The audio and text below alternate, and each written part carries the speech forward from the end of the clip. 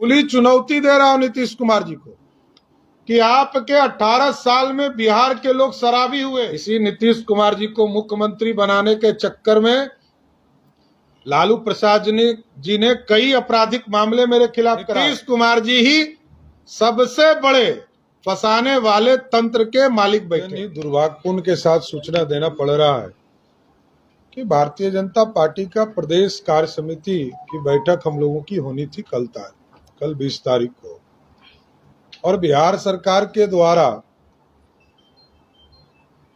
ऊर्जा विभाग के ऑडिटोरियम हॉल को हम लोगों ने बुक कराया था, पैसा दे के बुक कराया था, फ्री में नहीं लिया था।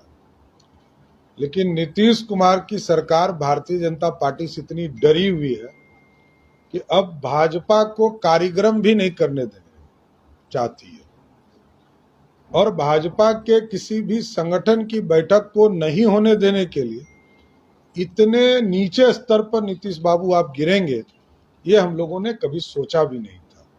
ये अत्यंत ही दुर्भाग्यपूर्ण है कि भारतीय जनता पार्टी के प्रदेश कार्य समिति की बैठक को इस तरह डिस्टर्ब करने का प्रयास किया गया, जो अपने आप में लोकतंत्र की हत्या है।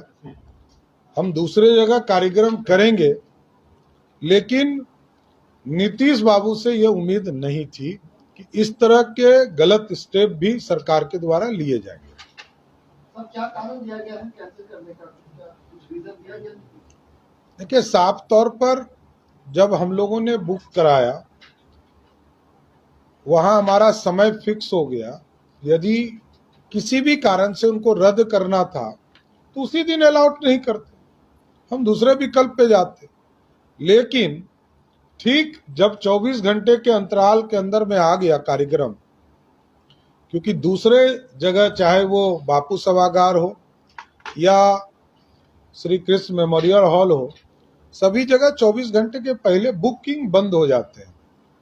तो ये जानबूझकर बिहार सरकार के द्वारा इस तरह की स्थिति उत्पन्न की गई कि भारतीय जनता पार्टी का प्रदेश कार्य समिति पटना में ठीक ढंग से नहीं हो पाए। ये प्रयास सरकार के लोगों ने किया। अब ये बैठक कहाँ पे होगी? अभी तो बताया गया होगा ना सर, किस कारण से आपको रद्द किया? अब ये तो वो स्वयं बताए, हमको तो सिर्फ ये बताया गया कि रद्द कर दिया गया। तो पूछ सकते हैं ना कारण क्या है? अब तो पूछूंगा ही, इसके लिए तो जवाब ही मांगूंगा। अब तो ऑडिटोरियम हॉल में किसी भी राजनीतिक दल का कोई कार्यक्रम नहीं होने दूंगा। ये भाजपा ने तय किया है, किसी भी पार्टी का कार्यक्रम होगा इसका विरोध करने भारतीय जनता पार्टी जाएगी। अब देखिए, स्वयं घोषित प्रधानमंत्री जी पर मैं कुछ नहीं कहना चाहता हूँ, जो अपने आप को स्वयं प्रधानमंत्री घोषित करते हो। मेमोरी लॉस सीएम, जिसको मैं बार बार ये कहते रहा हूं कि वो मेमोरी लॉस सीएम है, वो अब तो स्वयं घोषित कर चुके हैं कि मैं प्रधानमंत्री हूं देश का। अब इससे ज्यादा क्या बोलना? ऐसे मुख्यमंत्री से बात भी करना बेकार है। एकदम लोकतांत्रिक व्यवस्था में पूरी तरह कोई भी राजनीतिक दल का कार्यक्रम वहां होगा, अब वहां भारतीय जनता पार्टी के लोग वहां जाकर विरोध करेंगे। ललन सिंह के प्रधानमंत्री के प्रधान सचिव ललन सिंह के मटन चावल भोज के बाद आपने टिप्पणी किया था, इसके बाद आपके ऊपर भी एफआईआर दर्ज किया गया है, क्या कहेंगे? एफआईआर दर्ज, अभी तो लीगल नोटिस उन्होंने भेजा था, 15 दिनों का समय दिया, नोटिस हमको भेजा गया, तो 15 दिन होगा तब ना। वैसे मैंने नीतीश कुमार जी को कहा था, नीतीश बाबू का यदि लीगल नोटिस आता तो जरूर जवाब देना चाहिए, क्योंकि मैं तो नीतीश बाबू से पूछता हूं। आज तक मेरा कभी प्रश्न दूसरे के खिलाफ हुआ ही नहीं। मैं तो नीतीश बाबू से मैंने कहा था कि आपकी पार्टी जो है इस तरह का हरकत कर रहा है। अब तो नीतीश बाबू को जवाब प्रश्न करना चाहिए था। अब नीतीश बाबू ने प्रश्न ही नहीं किया। मैं तो कह ही रहा हूं, खुली चुनौती दे रहा हूं नीतीश कुमार जी को कि आपके 18 साल में बिहार के लोग शराबी हुए।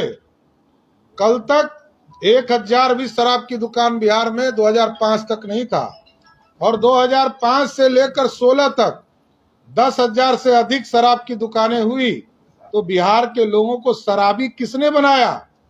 और आज तो घर घर शराब बिक रहा है, होम डिलीवरी है। ये नीतीश कुमार जी को जवाब देना चाहिए ना। और ये क्या सोचते हैं कि हम लोग डरने वाले हैं?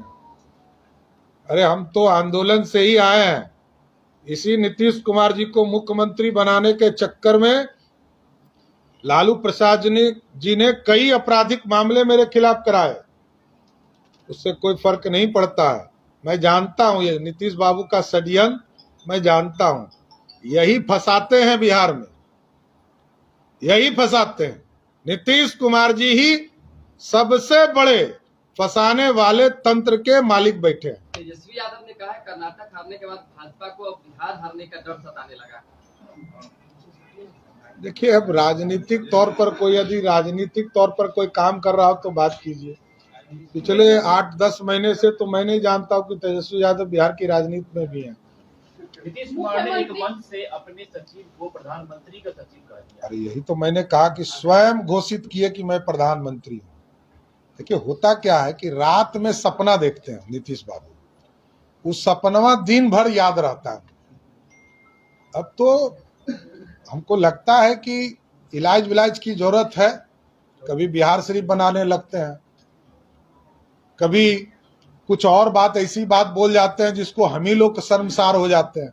विधानसभा की कई घटना आप लोगों को याद होगी।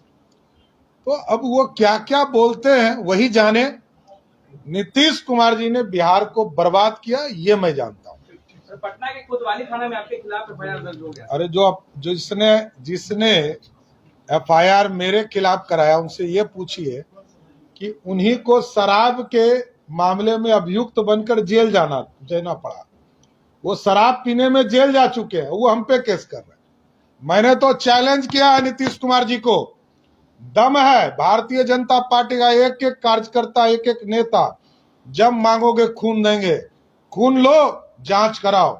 यदि शराबी तुम नहीं हो, यदि नीतीश कुमार जी की सरकार या नीतीश कुमार के लोग शराबी हैं, तो आप डीएनए का जांच कराओ और बताओ। 5 दिन हो गए मुंगेर के घटना का, या बिहार के कोई भी जनता दल यूनाइटेड के लोग अपना खून जांच कराइए और बिहार को बताइए कि हम शराबी नहीं हैं।